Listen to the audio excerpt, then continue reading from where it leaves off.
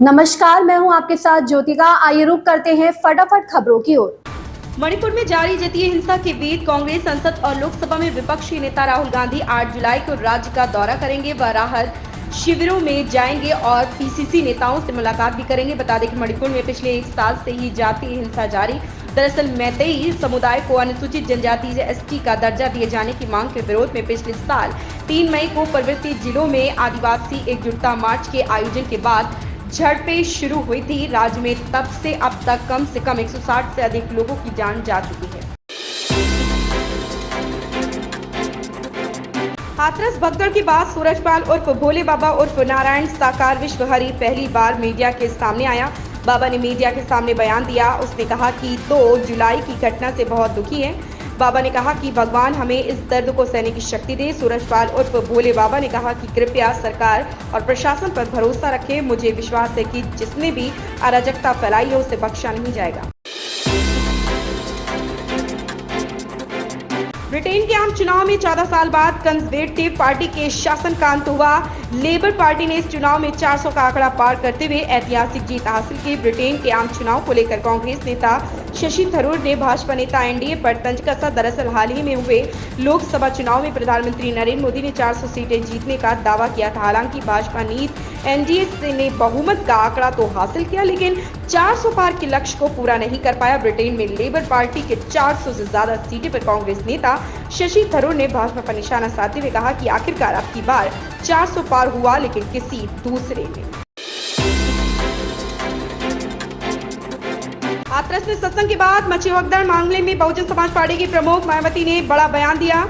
उन्होंने दोषियों पर सख्त कार्रवाई की अपील भी की। हाथरस के सिकंदरा राव में हुई भगदड़ मामले में बहुजन समाज पार्टी की प्रमुख मायावती ने प्रतिक्रिया दी है। मायावती ने भोले बाबा जैसे अनेकों और बाबाओं के अंधविश्वास व पाखंडवाद के बहकावे में आकर अपने दुख व पीड़ा को नहीं बढ़ाने की सलाह दी। मायावती ने भगदड़ में 121 लोगों की मौत को अति चिंताजनक बताया। उन्होंने बाबा भोले सहित अन्य जो भी दोषी हैं उनके विरुद्ध सख्त कार्रवाई की जाएगी।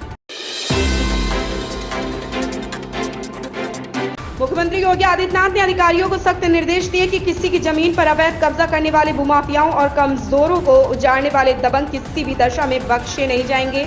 उनके खिलाफ जीरो टॉलरेंस की नीति का अनुसरण करते हुए कठोर से कठोर कानूनी कार्रवाई सुनिश्चित की जाए। मुख्यमंत्री ने जमीन कब्जा करने के मामले में तत्काल कार्रवाई करने के निर्देश दिए। सीएम योगी शनिवार सुबह गोरखनाथ मंदिर में आयोजित जनता दर्शन में लोगों की समस्याएं सुन रहे थे। बरेली लखनऊ रेलखंड के रोजा स्टेशन यार्ड में 7 जुलाई से 5 अगस्त तक मेगा ब्लॉक प्रस्तावित है। इसी के चलते 6 ट्रेनों को रूट बदला गया है। इन ट्रेनों का संचालन नई रेल लाइन से किया जाएगा। बरेली से पीलीभीत, मैलानी, सीतापुर होते हुए नई रेल लाइन हाल में ही शुरू की गई। अब अलग अलग तारीखों में इस रेल लाइन से 6 ट्रेनों का संचालन किया जाएगा। बनमनखी आनंद विहार बनमनखी एक्सप्रेस को 21 जुलाई से 4 अगस्त तक इस रूट से चलाया जाएगा। केंद्रीय गृह मंत्री और सहकारिता मंत्री अमित शाह और गुजरात के मुख्यमंत्री भूपेंद्र पटेल ने गांधीनगर में सहकारिता के 102वें अंतर्राष्ट्रीय दिवस पर आयोजित सहकार से समृद्धि तक कार्यक्रम में भाग लिया। इस दौरान भारत ऑर्गेनिक्स की ओर से तैयार गेहूं के आटे और दिल्ली के मयूर, बिहार में अमूल ऑर्गेनिक्स स्टोर की लॉन्चिंग की गई। केंद्रीय गृह मंत्री और सहकारिता मंत्री अमित शाह और गुजरात के मुख्यमंत्री भूपेंद्र पटेल ने गांधीनगर में सहकारिता के 102वें अंतर्राष्ट्रीय दिवस पर आयोजित सहकार से समृद्धि तक कार्यक्रम में भाग लिया।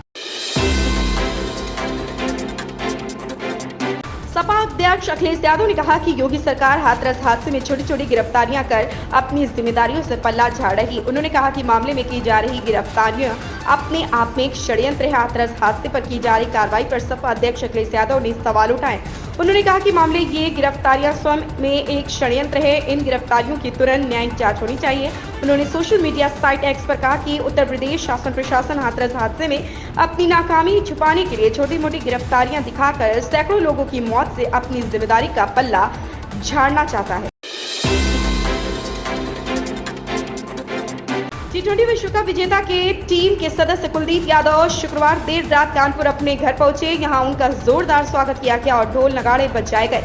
हर कोई चाइना मैन की झलक देखने को आतुर दिखा।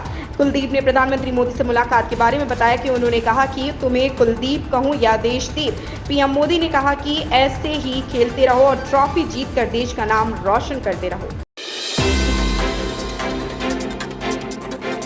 जानी मानी फिल्म निर्माता हंसल मेहता ने अपनी राष्ट्रीय पुरस्कार विजेता फिल्म शाहिद से दर्शकों के दिलों पर अपनी एक अलग छाप छोड़ी है। साल 2013 में रिलीज हुई इस फिल्म में राजकुमार राव नजर आए थे। फिल्म को आलोचकों की ओर से खूब प्रशंसा मिली थी। सिर्फ 65 लाख रुपए के बजट में बनी इस फिल्म ने राजकुमार राव की छवि को भी इंडस्ट्री में एक प्रतिभाशाली अभिनेता के रूप में स्थापित किया था। उनके अभिनय प्रदर्शन की फिल्म में खूब सराहना हुई थी। इन खबरों में बस इतना ही, बने रहिए हमारे साथ।